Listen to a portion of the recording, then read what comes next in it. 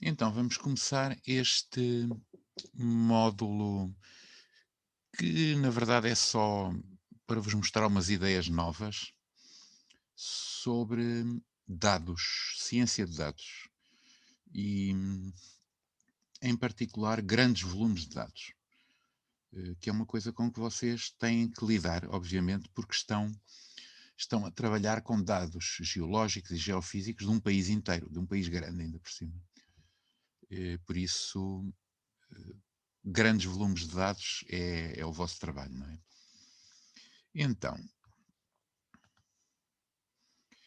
partilhar tela.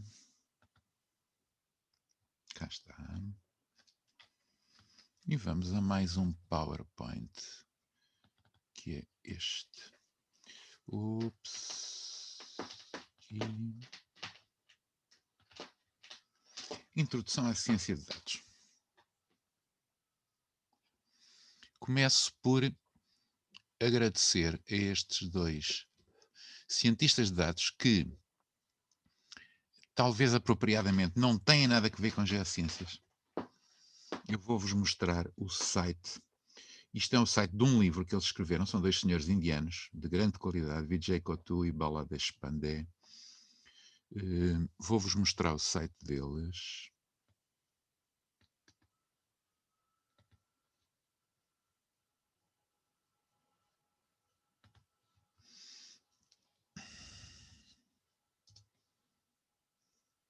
Pronto, isto é os slides em que eu me baseei. Isto é o livro Data Science, Conceitos e Prática, Ciência de Dados. E depois tem aqui muita informação, download, slides, preview sobre os autores, capítulos, etc. Vamos voltar aqui. O que é a ciência de dados? Nós vamos ter algo de... tem aqui uma série de interseções, inteligência artificial em geral.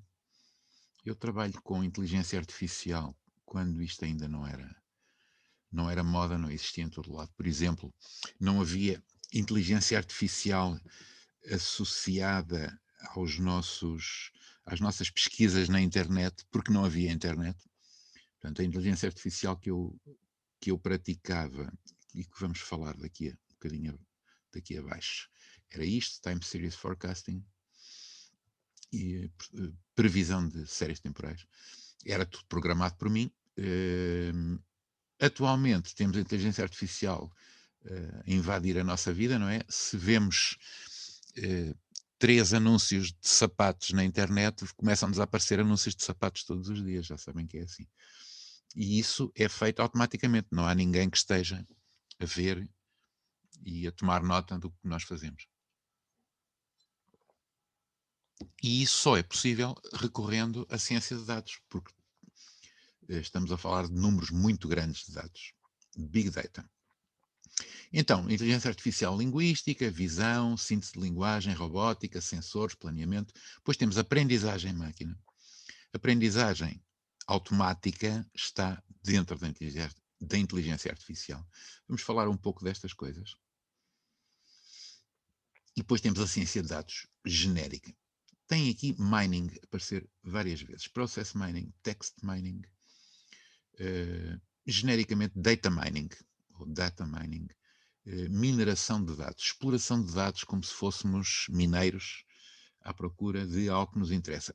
No fim de contas é, no meio da rocha que são todos os dados, incluindo a maior parte deles que não nos interessam, encontrar o ouro dos dados que nos interessam. E vamos fazer uma pequena aplicação disso, talvez ainda hoje, para verem como é lidar com volumes muito grandes de dados. Tipos de ciência de dados, formas de praticar ciência de dados. Regressão, toda a gente sabe, tendo várias variáveis independentes, procurar como variar a variável dependente. Clustering, que é o agrupamento. ou análise de associação, detecção de anomalias, que é tão importante. Já fizemos um pouco isso, para aqueles picos com valores disparatados, 9.999, motores de recomendação, aprendizagem profunda, previsão de séries temporais, mineração de texto, já tinha dito. Isto é muito importante. Pensava-se há uns anos que seria impossível tratar automaticamente por computadores a tratar de texto, e não é impossível. Isto hoje faz-se. Temos computadores a fazer tradução automática, que não é de muito boa qualidade, mas ajuda. Vários tipos de tarefas que são possíveis, não vamos estar a ler isto tudo. As tarefas principais que já tínhamos visto em slides anteriores: classificação, regressão, detecção de anomalias, séries temporais, clustering ou agrupamento, análise de associação. Isto vem daquele livro, da Data Science, e está relacionado com projetos ou objetivos comerciais ou industriais. Eu pus aqui exemplos destas coisas, a azul, com aplicações para nós. Classificação. Prever se um ponto de dados pertence a uma classe. O exemplo que eles dão: distribuir eleitores por partidos políticos. O exemplo para nós, cartografia geológica. Ver se um determinado ponto com determinadas características pertence à unidade A ou à unidade B. Regressão. Exemplo que eles dão: prever a taxa de desemprego para o próximo ano, estimar prémios de seguros. Eu dou como exemplo a correlação estratigráfica. Detecção de anomalias. Prever se um ponto de dados é um outlier. Exemplo: detecção de transações fraudulentas em cartões de crédito. Quando se podia viajar, e eu viajava muito e apreciava-o muito, conheci sítios e pessoas fantásticas por serem diferentes, e é interessante as pessoas serem diferentes. Frequentemente acontecia-me, chegava a um país onde nunca tinha estado, usava o cartão de crédito, recebia logo um aviso no telemóvel: o seu cartão de crédito foi usado no Laos. O que é que se passa? Foi roubado? Não houve ninguém a tomar nota daquilo, simplesmente houve um procedimento de inteligência artificial que detectou que era uma anomalia e que me contactou para ver se a transação era fraudulenta. Isto, para nós, a utilidade que tem é a detecção de erros. Séries temporais é uma coisa que eu, como vos disse, já trabalhei muito. Previsão de vendas, previsão de produção, qualquer fenómeno de crescimento que precisa de ser extrapolado. E eu dei como exemplo a previsão de desastres naturais. Sismos, tsunamis, inversões do campo magnético, deslizamentos de terrenos, tudo isto são aplicações. Agrupamento, tenho aqui como exemplo também, mais uma vez, a cartografia geológica e análise de associação. Identificar relações. O exemplo que eles dão é encontrar oportunidades de venda cruzada para um retalhista com base no histórico de compras. E o exemplo que eu dou é, se chegar isto para o lado, integração de resultados de diferentes métodos geofísicos. São só exemplos. Os processos, basicamente, são estes, têm estas fases: conhecimento prévio, portanto, sobre os dados que obtivemos, preparação dos dados, modelação. Vamos estar a maior parte deste tempo nesta parte aqui. Depois, aplicação, deployment, é pôr o modelo a funcionar. E depois ver a saída do modelo e qual é o conhecimento que podemos obter a partir da saída desse modelo. Então, as fases que vamos ver agora a seguir.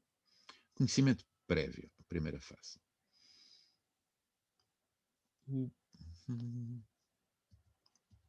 Pendurou? Não pendurou nada. Obter informações sobre o objetivo do problema, a área temática do problema, os dados que tenho para o problema. O exemplo que eles dão aqui no livro é crédito bancário. A identificação das pessoas que querem pedir empréstimos. Eu sei o número 1, número 2, número 3, por aí adiante até 10. Cada um deles tem um credit score, que é que todos nós temos, infelizmente, todos nós que temos uma conta num banco, infelizmente ou felizmente, é assim, é a realidade. Temos uma conta num banco e temos um valor de crédito, ou seja, uma medida em como é mais ou menos seguro para o banco emprestar-nos dinheiro.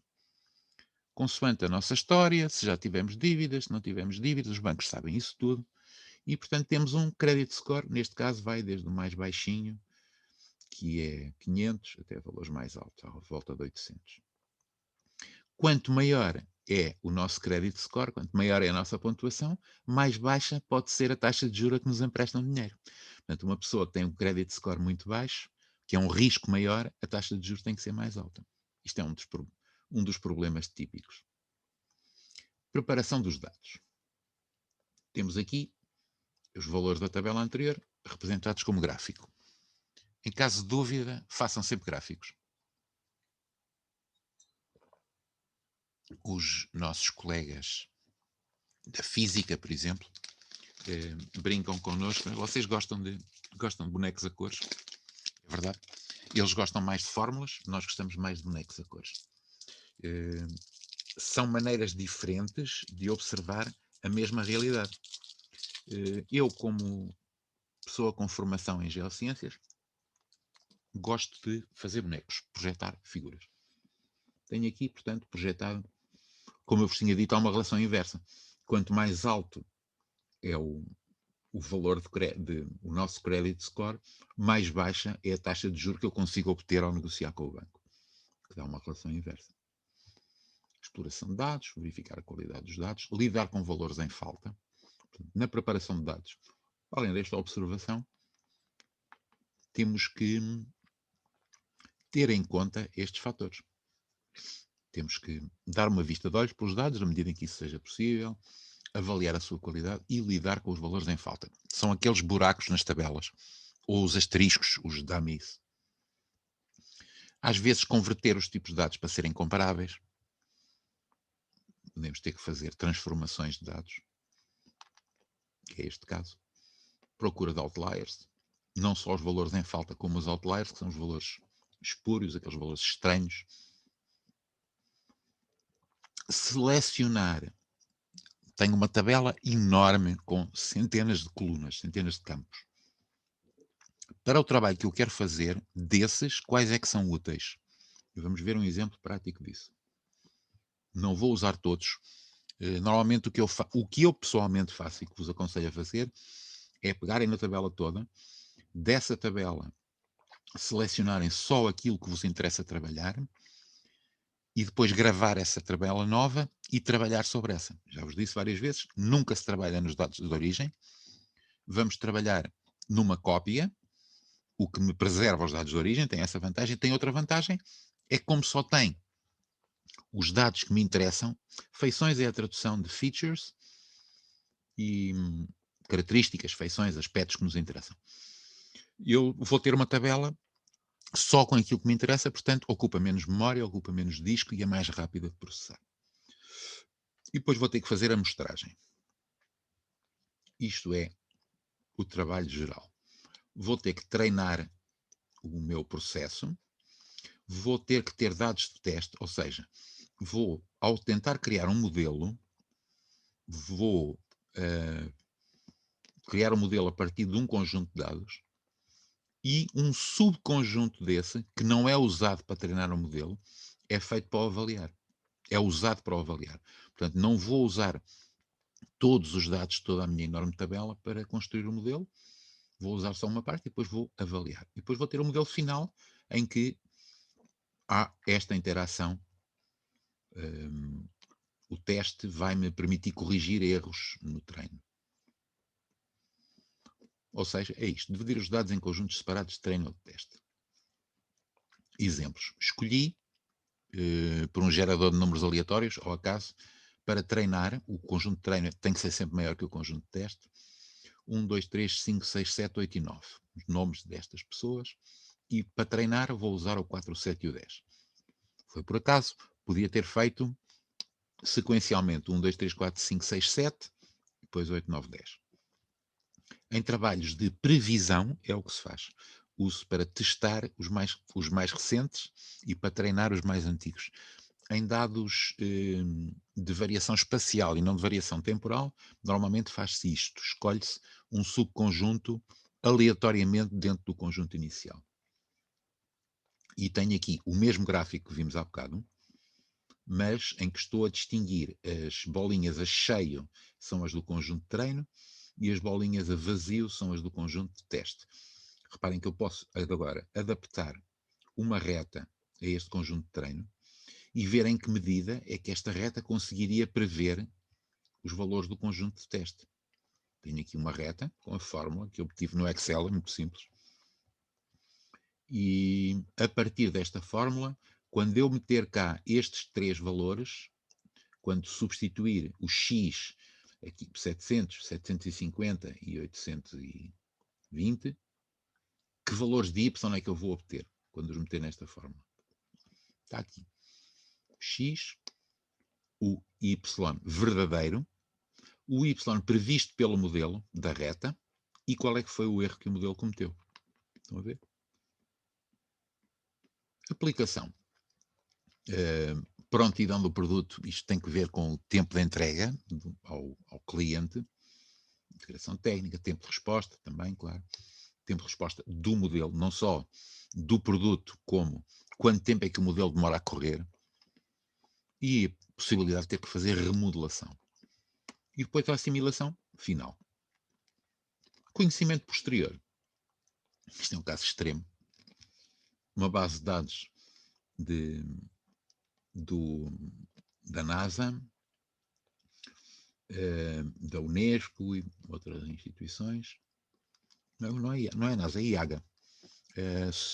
Associação Internacional de Geomagnetismo e Aeronomia, que tem uma base de dados gigantesca, monstruosa de campo magnético de todo o planeta e que, se projetarmos estes dados, conseguimos obter informação a uma escala muito grande. Reparem o volume de dados que é assustador.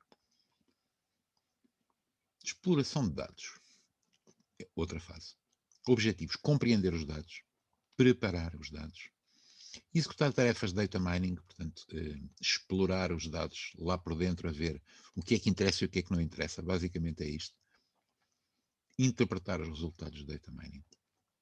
Isto é uma base de dados muito antiga, é para aí do século XVIII, é engraçado, isto faz-se muitas vezes.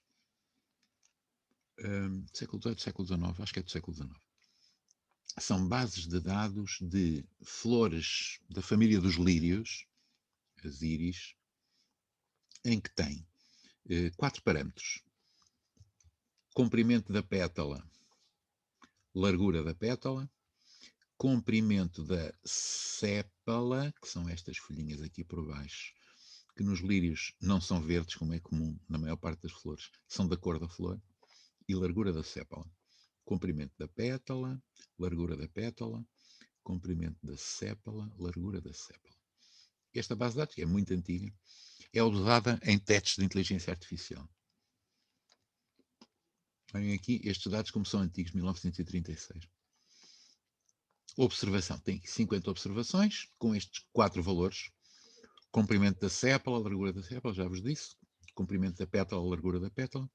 Estatístico, parâmetros estatísticos tradicionais determinados em cada um destes campos. Estamos a usar a linguagem de base de dados, isto são campos. São variáveis, cada variável é um campo. Características, para determinar o centro do conjunto de dados. Que técnicas é que usamos em estatística descritiva tradicional? Média, mediana e a moda. Para avaliar a dispersão do conjunto de dados, que métodos é que avaliamos? A dispersão total, a variância, desvio padrão. Para avaliar a forma da distribuição, usamos a simetria ou assimetria, a cortose, a distorção, parâmetros que os estatísticos chamam os... não me lembro já.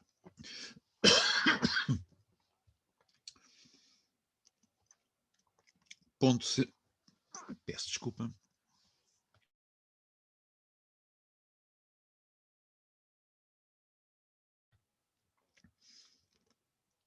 Vamos procurar correlações, procurar o ponto central e procurar correlações. O ponto central está por aqui.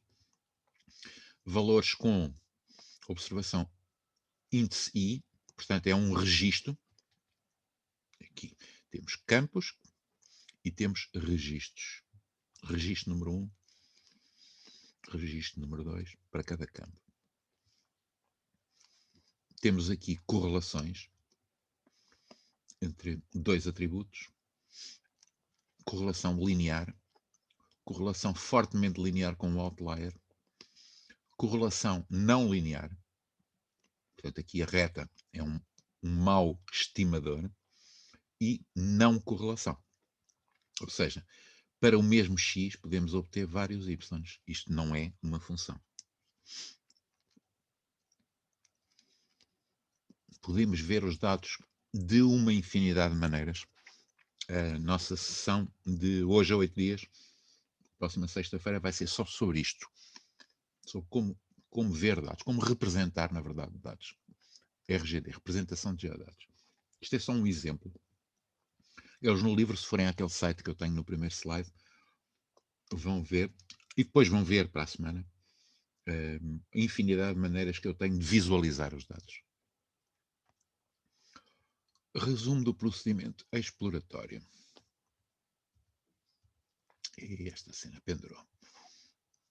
Organizar o conjunto de dados, encontrar o ponto central para cada atributo, entender a dispersão dos atributos, visualizar a distribuição de cada atributo.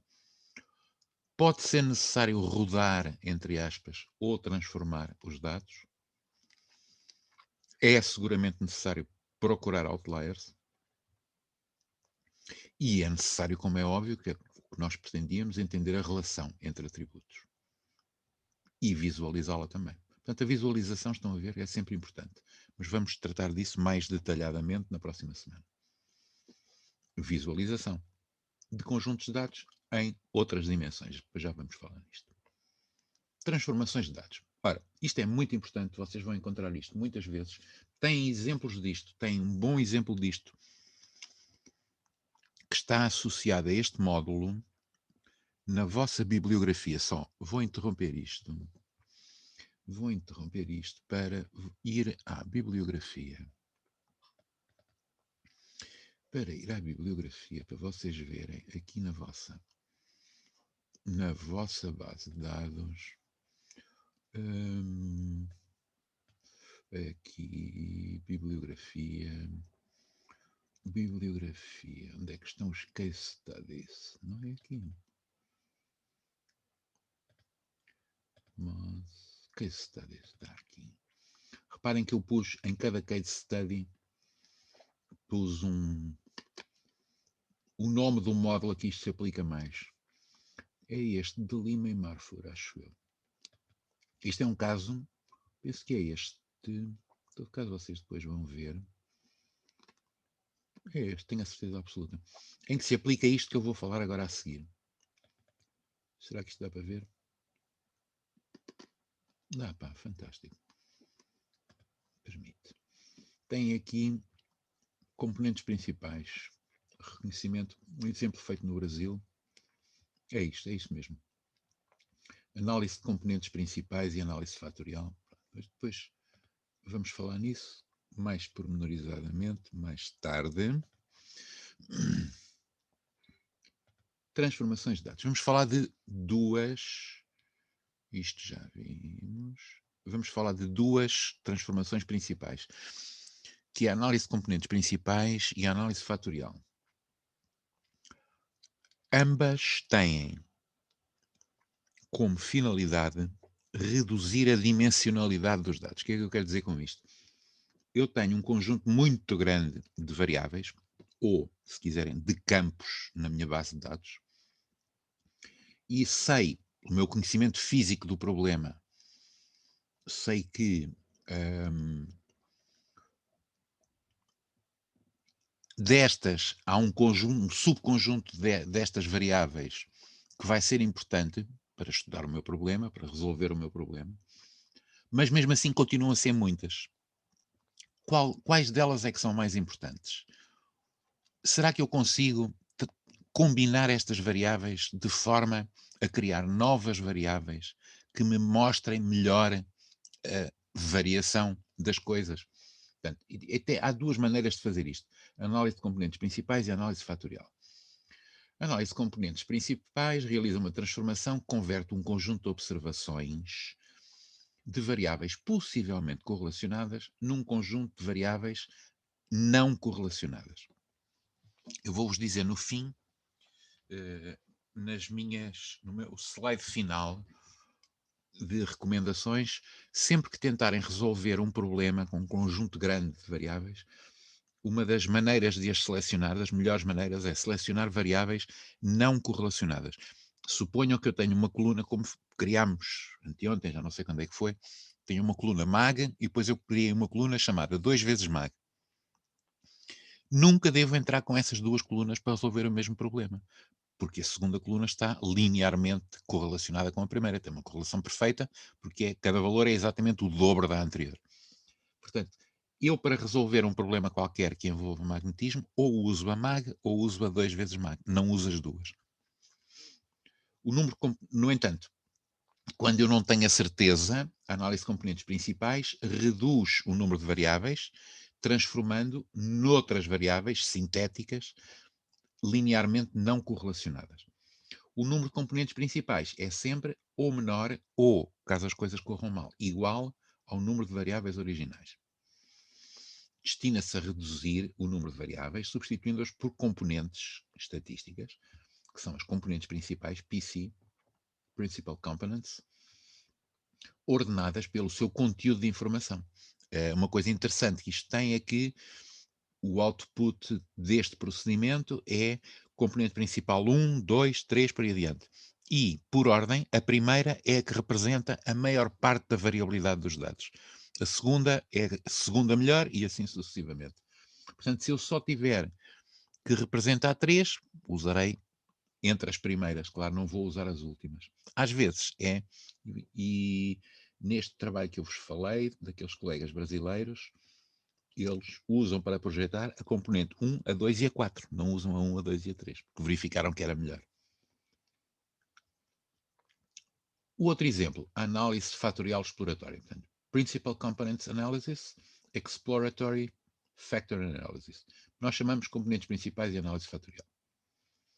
Representa um processo aleatório, multivariante, por meio da criação de novas variáveis derivadas das originais, geralmente em menor número também. Destina-se a encontrar as variáveis latentes num conjunto de dados, ou seja, fatores que têm conjunto físico. Isto é das coisas que têm dado mais publicações de estatísticos e das pessoas das ciências aplicadas, incluindo geocientistas e físicos, que é a distinção entre análise de componentes principais e análise fatorial. São coisas que são parecidas, mas são diferentes. Os componentes principais identificam componentes meramente estatísticas. A análise fatorial procura variáveis que nós não vemos, mas que terão representação física e que estão escondidas dentro dos dados. Eu poderia encontrar, se conhecesse aquela componente, podia medi-la. Não sei que ela existe, não a meço, mas a análise fatorial mostra-me que pode existir uma componente física que eu não conheço. E é a mesma coisa. Vão aparecer fatores F1, F2, F3, F4, por ordem da sua representatividade. Tem aqui um exemplo da comparação. Componentes principais, análise fatorial. Na análise de componentes principais, temos os dados, a variância nos dados, devida àquilo que nós queremos medir, e outras formas de variância, incluindo o erro. Outras formas de fontes de variância, outras fontes de variância. E este conjunto das várias variáveis vai-me produzir uma componente principal. E depois vai produzir outra, e outra, e outra, e assim sucessivamente. Por outro lado, a análise fatorial parte de um conjunto de variáveis latentes que são geradas de qualquer maneira, não é de qualquer maneira, são geradas da maneira adequada, e a partir dessas variáveis latentes tenta explicar a variância. Portanto, enquanto que a primeira parte das variáveis para as componentes, a segunda parte das variáveis latentes para as variáveis observadas ou medidas. Um exemplo mais numérico. Tem aqui variáveis y1, y2, y3 e y4. O peso de cada uma delas, W1, W2, W3 e W4. Isto vai se compor multiplicando cada peso por cada variável e somando vai-me dar uma componente. No caso da análise fatorial, temos um fator. Temos aqui os erros associados a uma variável, que são os U's. E temos os pesos. Portanto, o fator vezes o peso vai dar o erro. Aliás, a variável, cada variável é igual ao produto deste, não quero chamar fator outra vez, deste parâmetro B mais o erro. Aqui o erro não é tido em conta, mas está cá na mesma, porque está incluído nas variáveis. Outro exemplo. Não está a querer. Ora bem, análise de componentes principais. Analisa toda a variância. Análise fatorial. Analisa só a variância partilhada entre variáveis sem ter em conta os seus erros. Análise de componentes principais cria um sumário de relações empíricas, relações entre as variáveis medidas. A fatorial procura encontrar os processos que produziram aquelas variáveis. A análise de componentes principais produz componentes que são agregados das variáveis. A análise fatorial produz fatores que são a causa das variáveis. Teoricamente. Outro problema em Data Science, muito importante, é classificação, que é o que nós fazemos quando temos um conjunto de dados sobre um ponto e vamos ver como é que esse ponto cartografa, a que conjunto geológico é que ele pertence. Temos modelos empíricos, preditivos ou explicativos, supervisionados ou não supervisionados. Nos supervisionados, a cada passo, cada iteração de aperfeiçoamento do modelo, nós introduzimos o nosso conhecimento para o melhorar. Nos não supervisionados, o modelo atualiza-se sozinho, automaticamente, e temos aqui os vários tipos: classificação, regressão, análise grupal, ou clustering, e análise associativa, ou regras de associação. Na classificação, a variável algo é categórica, os preditores podem ser qualquer tipo de dados. Tem vários algoritmos que vamos falar assim por alto. Árvores de decisão. O exemplo que eles dão no livro é do golfe. Vou jogar golfe ou não? Se estiver sol, temperatura de 85 Fahrenheit, claro, umidade de 85%, não estiver vento, não jogo. E assim sucessivamente. Portanto, temos os campos previsão meteorológica, temperatura, umidade, vento e resultado, o nosso Y, o alvo, a classe. Jogar ou não jogar.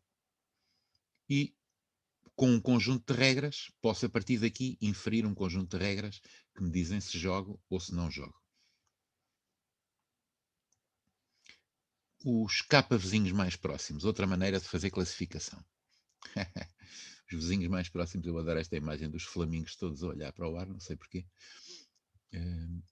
Achei engraçado porque o exemplo que eles dão é este ditado em inglês: Birds of the same feather flock together. Aves da mesma pena voam em bandos juntas. E eu acho que em português fica bem com o nosso ditado popular: quem sai aos seus não degenera. Vizinhos mais próximos. Tem aqui outra vez o exemplo da íris.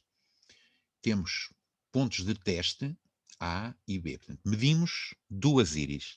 Numa deu o comprimento da pétala 2,2, 2,1 e largura da pétala 0,5.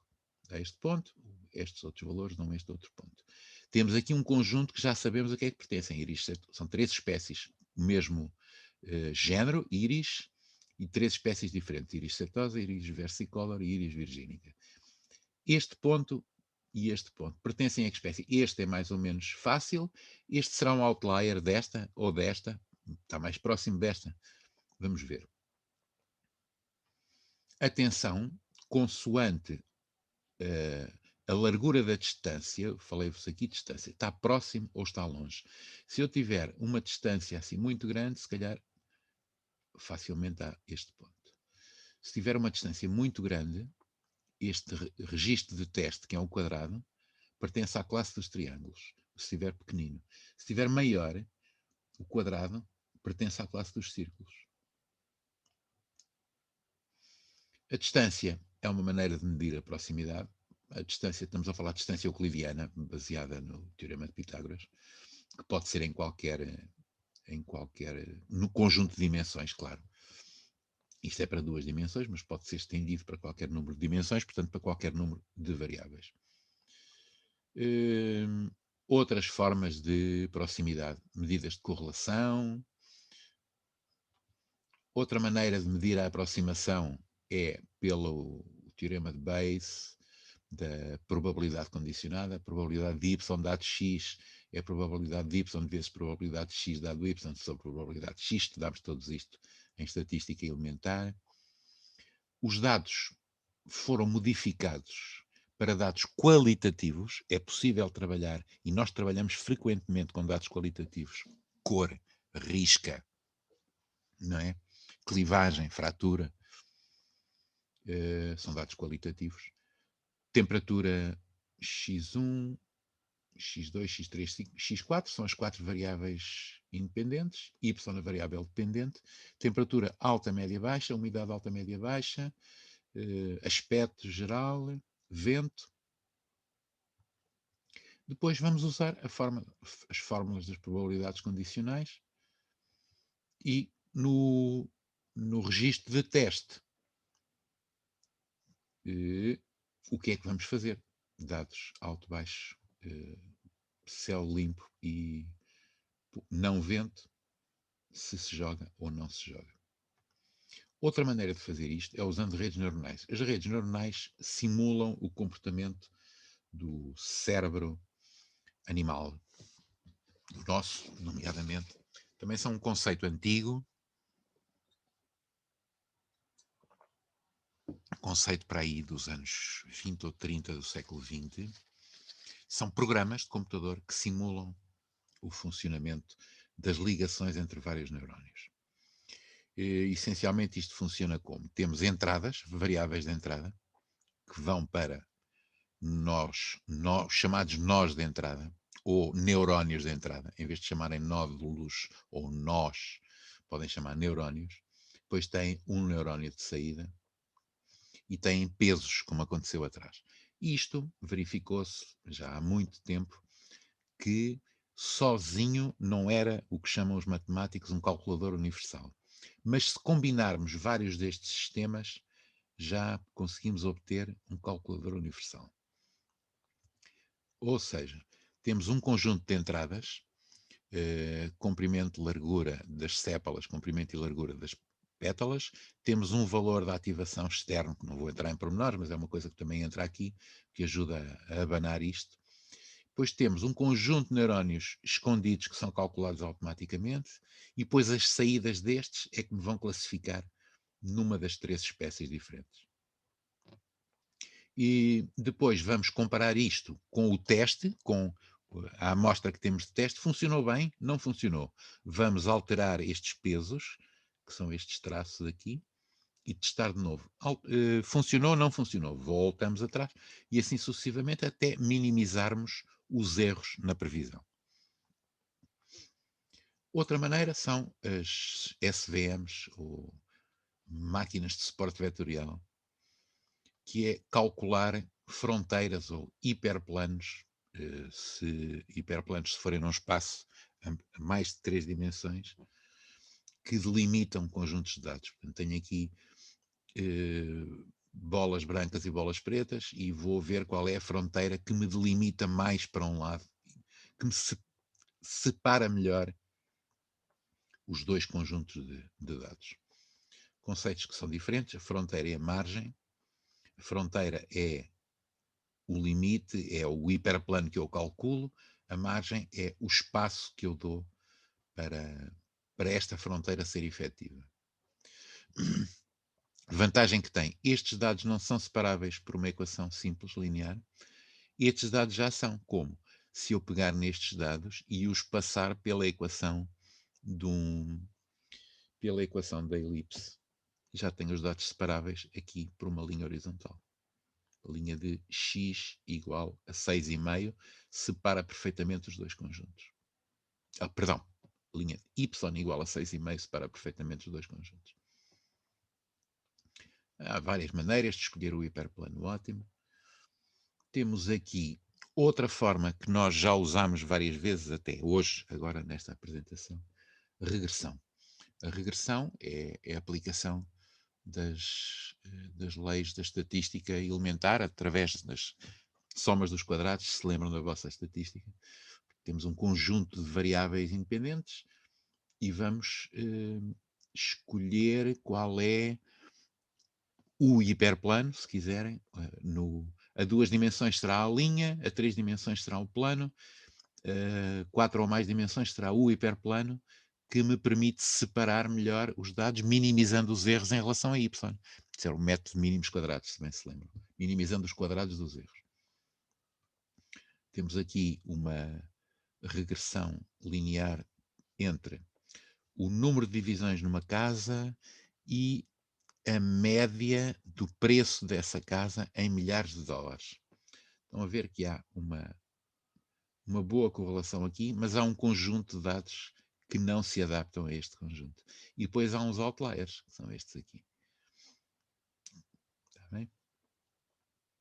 Isto, por exemplo, é uma casa com 9 quartos, uma casa com muitos quartos e por um preço razoavelmente baixo. Modelo de regressão linear, já sabem, Excel, X, Y, melhor linha de tendência, qual é a equação? E a partir desta equação eu posso prever para outros valores de X. Às vezes funciona bem, às vezes funciona mal. Para valores assim funciona muito mal. Para valores descontínuos, em que só podem ter valores de y igual a 0 ou y igual a 1, esta reta não é um bom estimador. A equação logística já é um estimador muito melhor.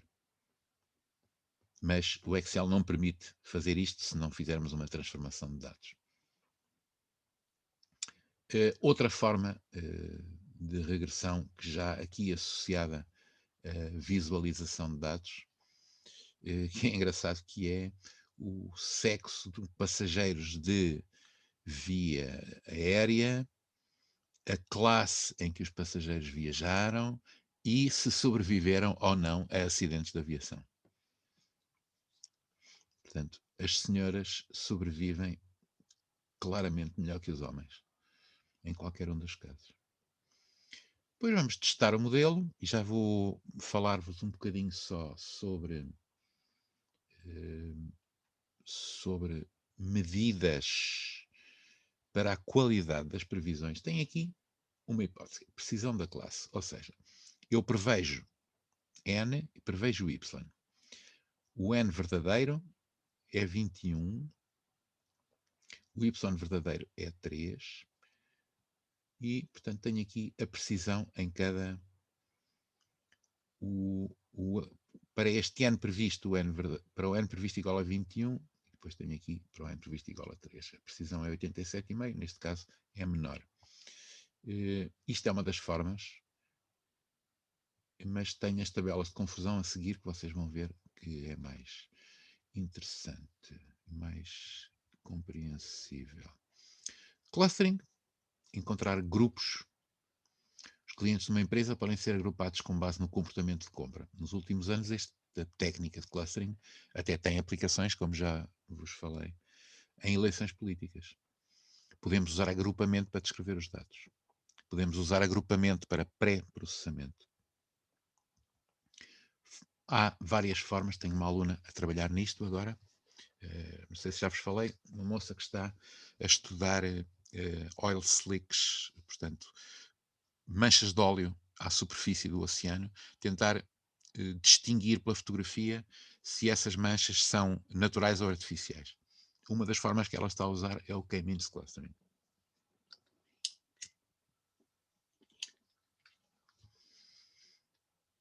encontrar um ponto de dados protótipo para cada cluster, depois atribuem-se todos os pontos ao protótipo mais próximo, que então forma um cluster, um grupo.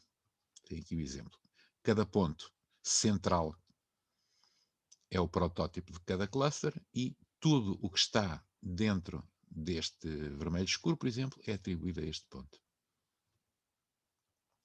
O algoritmo K-means divide o espaço de dados em divisórias, ou limites K, onde o centroide de cada partição é o protótipo do cluster. Tem aqui outro exemplo, baseado na distância, que já vimos, a distância euclidiana. Estão a ver, o processo vai iterando, vai progredindo, até termos um ajustamento que faz o quê?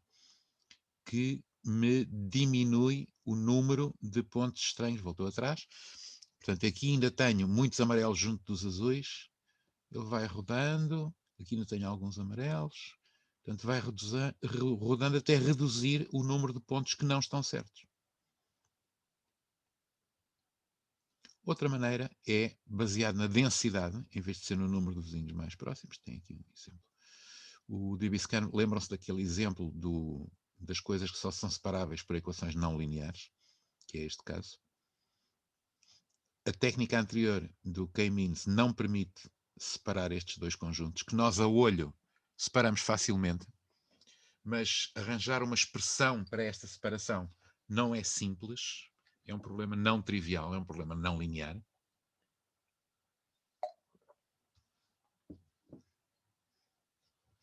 Densidades. Tem aqui atributo 1, atributo 2, densidade de alta, região de alta densidade e 3 regiões de baixa densidade. E tem os mesmos dados, portanto, aqui densidade em conjuntos e aqui densidades em relação a um ponto. Em relação a este ponto de dados A, para um raio epsilon, a densidade é alta. Se o número mínimo de pontos for definido como 5, o espaço epsilon em torno do ponto de dados A é considerado uma região de alta densidade. Por exemplo, se fizermos o mesmo raio epsilon em torno deste ponto, já não vamos ter 5 pontos, portanto já vai ser considerada uma região de baixa densidade. Pois isto pode ser agrupado, consoante os valores de epsilon. Depois temos outra coisa, que é um tipo especial de redes neuronais, que falámos há bocadinho, chamados mapas auto-organizados, que eu, quando ouvi falar nisto, há 30 anos, andei a testar métodos de cartografia geológica automática, depois abandonei esse projeto e hoje o próprio ArcGIS tem métodos de fazer cartografia geológica automática, de fazer cartografia automática baseada em mapas auto-organizados. Uma grade bidimensional de objetos colocados lado a lado com base na sua semelhança entre si.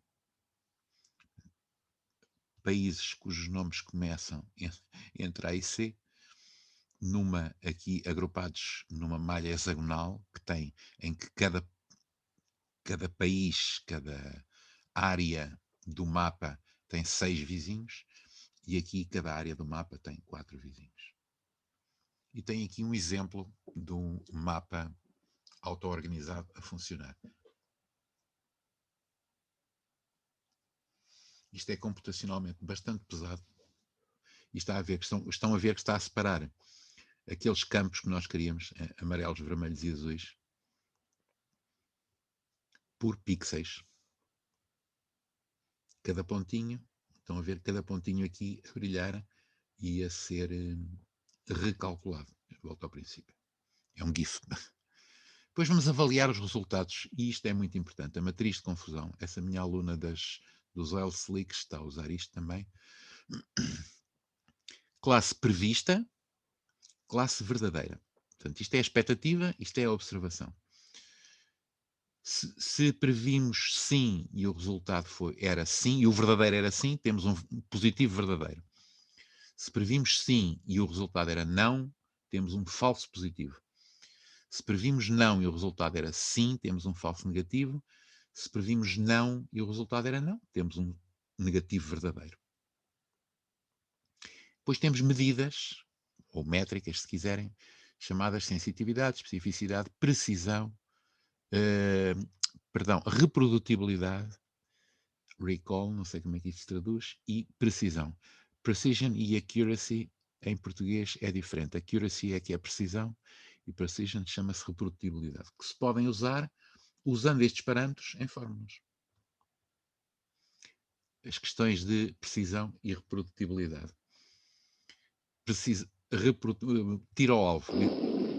Uau! O exemplo do tiro ao alvo, canhão. O exemplo do tiro ao alvo, se eu tiver uma arma que me dispara os tiros muito bem em torno do centro verdadeiro, portanto, cujo centro dos dados está no centro verdadeiro, tem alta precisão. Se estiverem os dados muito agrupados, mas muito longe do centro verdadeiro, tem baixa precisão. Portanto, isto é alta precisão e alta reprodutibilidade, baixa reprodutibilidade e baixa precisão, alta precisão e baixa reprodutibilidade e alta precisão e baixa reprodutibilidade. Detecção de anomalias. Lembram-se? Vimos isto. Temos de estar a ver isto a semana toda. Outliers, as suas causas. Isto é uma coisa, isto é uma anomalia, isto é um outlier. Falei-vos nisto quando tivemos a ver os nossos dados da base TF-MAG. Erros nos dados, variância normal nos dados, mistura de populações. Este histograma pode ser sinal de uma mistura de populações. Eu faço um exercício na minha cadeira de geomatemática, que é o exercício que é o terror dos alunos na cadeira de geomatemática, que é o exercício chamado mina A e mina B, que é cálculo do minério de ferro, que provém de duas minas misturadas e ver quais é que são as propriedades do minério em cada uma das minas. Isto é um caso que me mostra que há uma mistura. Aqui não, aqui tenho um outlier, um erro. Um outlier que é um erro. Técnicas, há várias técnicas para detectar anomalias, pelo desvio padrão, mais ou menos sigma, mais ou menos 2 sigma. Qual é que eu considero que é um outlier? Tenho que escolher. Usando técnicas de data mining, baseadas na distância, na densidade, na distribuição, no clustering, em tudo o que tivemos a ver atrás. A distância. Isto é um outlier se estiver a mais que um D deste conjunto de pontos. Isto, para terminar, selecionar variáveis. Selecionar os atributos de entrada que importam. Para o meu problema, não vou usar os dados todos, vou usar aqueles que eu acho que são verdadeiramente importantes. Procurar usar variáveis pouco correlacionadas entre si. Quando o número de recursos ou atributos é muito grande, o custo computacional é um critério a considerar. Portanto, tem que ver com isto. Quanto menos coisas eu tiver que processar, mais baixo é o custo computacional. Agora, exercício. Caros amigos, como nós estávamos atrasados, este exercício vai ser trabalho vosso para o fim de semana. Vão ter, ora bem, têm no aqui, vou fechar isto, tem aqui mas dados, tem este ficheiro, Shell Mount 7Z, que é muito grande, 410 MB, comprimido, são cerca de 2 GB descomprimido. Eu tenho aqui, já para vocês verem, é isto que está lá dentro. Tem uma página na net que não vos dá acesso direto, porque têm que procurar a original, mas é só para verem, que tem uma descrição deste conjunto de dados que foram adquiridos. Portanto, são dados eletromagnéticos, magnéticos e radiométricos adquiridos no Vale do Mississippi em março de 2018. São 2.364 km de linhas de voo. Está claro, se vocês clicarem aqui, ele vai dizer, aqui vai certo, aqui talvez tenha certo. Pronto. Depois tem aqui o relatório da prospecção. Relatório da prospecção, por aqui abaixo. Tem aqui aquelas linhas, estão a ver? As nossas linhas de voo, representadas no Oasis Montage de caras, não é? Isto foi mesmo, está-se mesmo a ver que foi feito no Oasis Montage. Portanto, é um bom exemplo para vós. Não é nada disto que eu quero. É isto. E depois, o que é que tem mais? Tem isto que é muito importante, que podem abrir, é um ficheiro TXT, podem abrir no Notepad. Então, o que é que isto tem? As variáveis. Isto é nome do campo, são os cabeçalhos. Nome do campo, definição, unidade ou formato em que está.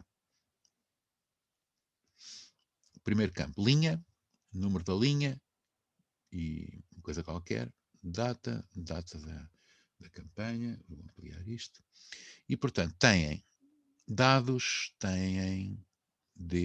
vem desde aqui, que é a linha 2, até à linha 109. Portanto, tem 107 variáveis em 3.000 km de linhas. Portanto, isto é uma base de dados muito grande. Qual é o vosso desafio? O vosso desafio é descomprimir os dados. Se for necessário para descomprimir os dados, usem o setzip, que eu já aconselhei. Penso que foi ao Aníbal e ao Belarmino, não foi a todos, mas tem aqui o link. Aliás, posso meter isto no vosso chat. Ctrl+C, vou pôr no bate-papo. Onde é que está ele? Está aqui, bate-papo. Ctrl+V.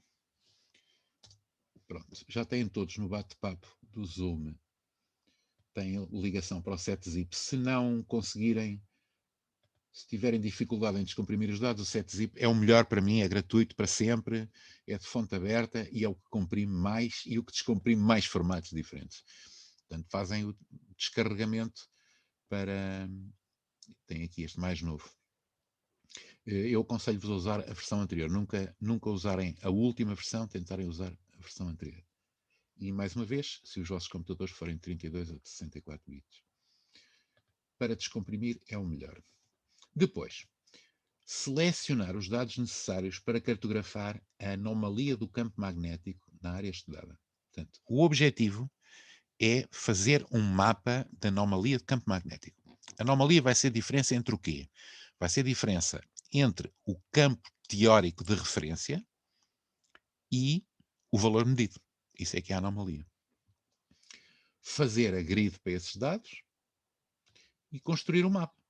Portanto, a partir dos dados, selecionam os dados, fazem uma nova base já mais pequena, sem ter aqueles 117 campos, ou o que é, com os campos que vos interessam, que vão ser o quê? Vai ser, provavelmente, os campos de X, latitude, longitude, vão ter várias latitudes e longitudes, vão ter que decidir qual é a melhor para usar para este problema. Latitude e longitude, campo IGRF, campo de referência, e campo magnético o mais corrigido possível. Vocês vão ter o campo magnético. Vou voltar aqui. Reparem que tem aqui vários valores de X e Y, muitos valores de latitude e longitude. Têm que escolher aquele que acham que vos parecer melhor. Depois discutimos isso na segunda-feira. E depois, para campo magnético, onde é que está ele? Para campo magnético. Campo magnético. Tem aqui os valores eletromagnéticos. Está aqui, campo magnético.